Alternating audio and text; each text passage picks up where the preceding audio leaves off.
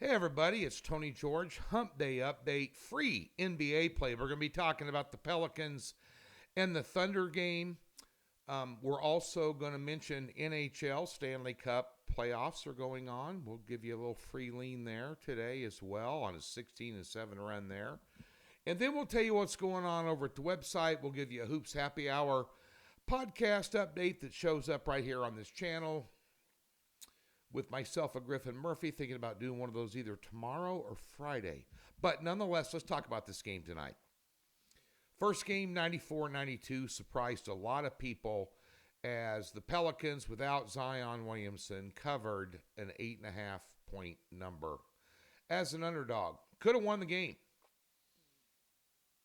And I think one of the reasons why, and I think it will continue a little bit, is you just have a young team in Oklahoma City finding their way in the playoffs, kind of in unfamiliar territory, and you have a lot of veteran players on the other side of the court, and some good players, some really good players for New Orleans. I mean, the sum of all parts is greater than one when it comes to New Orleans, but Zion is just a big hit because he had kind of recommitted himself to the NBA this year.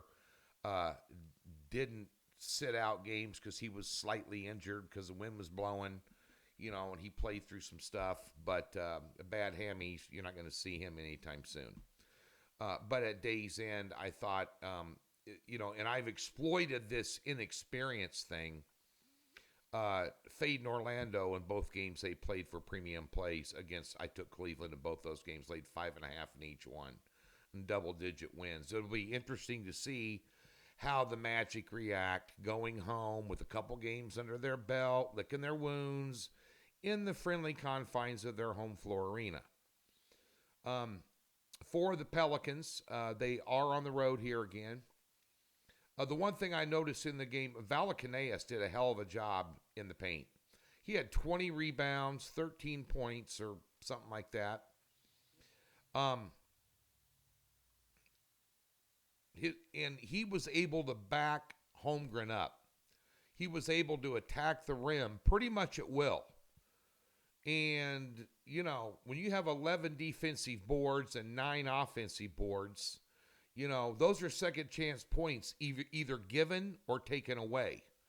And that's one thing about the NBA postseason, and you take a look at a lot of the successful teams, even in the NCAA tournament, rebounding wins big games and championships because it denies second chance points or gives you the opportunity again. That's why I like New Orleans plus the 7.5 in this game. I thought they spread their scoring around. I think that Ingram will play better. He shot terrible from the field. Still had double digits. McCollum's been cold as ice. He still had, 23 or something. I think he's going to continue. They got really good production off their bench. Thought they did a nice job of coaching them, putting in some rotations that didn't hurt them at all. Utilized their bench. Nance Jr. gave him solid minutes as well. Hit a high percentage of his shots. You're probably going to see more of him tonight and incorporate those guys in. And, Oklahoma City, not all that deep, Alexander and Williams is kind of it. Holmgren, threw in a pedestrian 15 and just, double-digit boards, but not a huge number. I just think 7.5 is too many. And bear in mind, this is a free pick. This is not something we're selling the kids' college bonds on, the college funds for. It's a free pick. Okay? In the NHL, we have a 16-7 run going, and we had hit 8 out of 11 top picks going into Monday night. We took Dallas in that opener against my beloved hometown team, Las Vegas Golden Knights. Stone came out right off injury, made an immediate impact. I had a bunch of assists. Mark Stone's a stud. And so I got stung. We had the over again last night in the Edmonton game. Second time we've taken the over. That was a no-brainer. But You have a team in Las Vegas that is the returning Stanley Cup champions, playing a team they smoked in the playoffs last year, and playing a team that they are unbeaten against in 4 games this year, catching 135.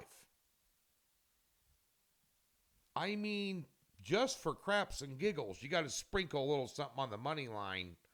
You know, these two teams are even.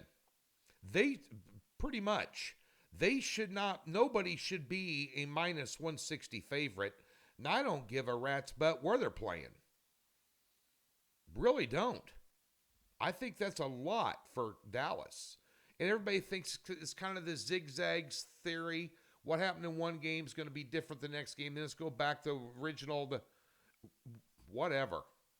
I just think, and we're talking a minimal amount. Pizza money. Sprinkle some on Vegas. I did. Just to make it interesting. You know, why not bet a honey to win 135? You know, it's like going out to Texas Roadhouse for steak dinner with your wife and having a couple drinks. Girlfriend, side piece, whatever you got going on. You know, your buddy, whatever. I'm just saying, I just think that number surprised me, that they were up to minus basically 160. You know, just because they lost. They lost. They got beat convincingly. And they couldn't do anything offensively. I mean, you know, they went empty net power play for the last 3 minutes and couldn't get it near the goal. That's got to be very disconcerting if you're a, Stars fan. Just some thoughts I'm sharing with my peeps. Over at the website, we've got a 3-pack of Major League Baseball flat bet, 3 units each. We have a 4-unit NBA best bet in the early game. We have a 6-unit top play in the NBA player prop department on a 2-pack, and this 6-unit play actually comes out of the free play game. We also have a 4-unit NHL totals play tonight. Doc Sports, free $60, link in the description below. On the website, there's a tab that says free 60. Park it into a new account. Comes with a profit guarantee. Utilize it. You're here for free stuff. There's a free $60. Don't like me? I don't care. There's 11 other guys and some consensus services and stuff and prop services and stuff over there. And 95% of the stuff on the website is free, and it helps you make better decisions. Free play write-ups on a lot of games, futures type stuff. Just some really, really good stuff over there that you can go over there and digest and help you make better decisions, make you better sports better, along with videos from all the other handicappers. So be sure and get over there. Griff Murphy and I will either be up tomorrow or Friday on our Hoops Happy Hour podcast. Be up on the website by usually about noon Central. You know, I got to talk to Griff yet today and see what his schedule is tomorrow. And we'll be discussing NBA. It's the Hoops Happy Hour for a reason. We're talking hoops. There's some good games tomorrow. There were some interesting results last night. Hello. Stay tuned, folks.